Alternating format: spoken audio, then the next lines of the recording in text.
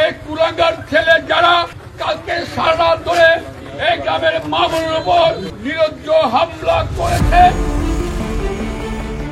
চট্টগ্রাম বিশ্ববিদ্যালয়ের শিক্ষার্থীদের উপর স্থানীয়দের দফায় দফায় হামলার ঘটনায় শিক্ষার্থীদের কুলাঙ্গার আখ্যা দেওয়ায় বহিষ্কার হয়েছেন বিএনপির কেন্দ্রীয় নেতা উদয় কুসুম বড়ুয়া। তিনি বিএনপির কেন্দ্রীয় নির্বাহী কমিটির সদস্য ছিলেন। 31 আগস্ট বিকেলে দলের সিনিয়র যুগ্ম মহাসচিব অ্যাডভোকেট রুহুল কবির রিজভীর সই করা এক বিজ্ঞপ্তিতে বহিষ্কার করা হয়। এদিকে চট্টগ্রাম বিশ্ববিদ্যালয়ের ঘটনাকে কেন্দ্র করে দুপুরের পর স্থানীয়দের পক্ষ নিয়ে বিএনপির কেন্দ্রীয় নির্বাহী কমিটির সদস্য উদয় কুসুম বড়ুয়া একটি বক্তব্য সামাজিক যোগাযোগ মাধ্যমে ভাইরাল হয়। ভাইরাল হওয়া ওই ভিডিওতে চট্টগ্রাম বিশ্ববিদ্যালয়ের শিক্ষার্থীদের কুলাঙ্গার ডাকতে শোনা যায় উদয় কুসুম বড়ুয়াকে। এই কুলাঙ্গার ছেলে যারা কালকে সারা রাত ধরে এই গ্রামের মা বোনের উপর, আমাদের ঘরের উপর, আমাদের গাড়িগুলোর উপর নিরজ্জ হামলা করেছে, এদের বিচারের আওতায় আনা না হওয়া পর্যন্ত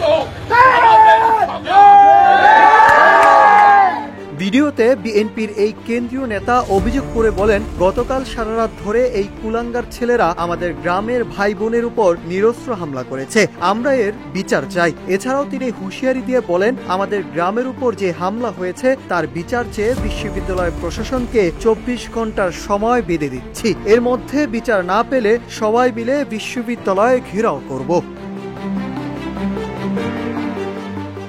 এদিকে বিএনপির এই নেতার বক্তব্য ভাইরাল হওয়ার পর দলের পক্ষ থেকে বিশৃঙ্খলা সৃষ্টি সহ দলের নির্দেশনা অমান্য করে সংগঠন বিরোধী কার্যকলাপে জড়িত থাকার জন্য গঠনতন্ত্রের বিধান মোতাবেক বিএনপির জাতীয় নির্বাহী কমিটির সদস্য উদয় কুসুম বড়ুয়াকে দলের প্রাথমিক সদস্য পদ সহ সব পর্যায়ের পদ থেকে বহিষ্কার করে এক বিজ্ঞপ্তিতে প্রকাশ করে বিএনপির কেন্দ্রীয় committee.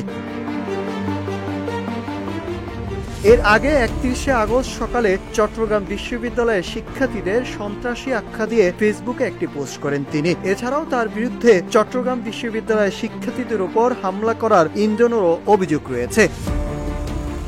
Nahid Hasan, news desk, Ittefaq.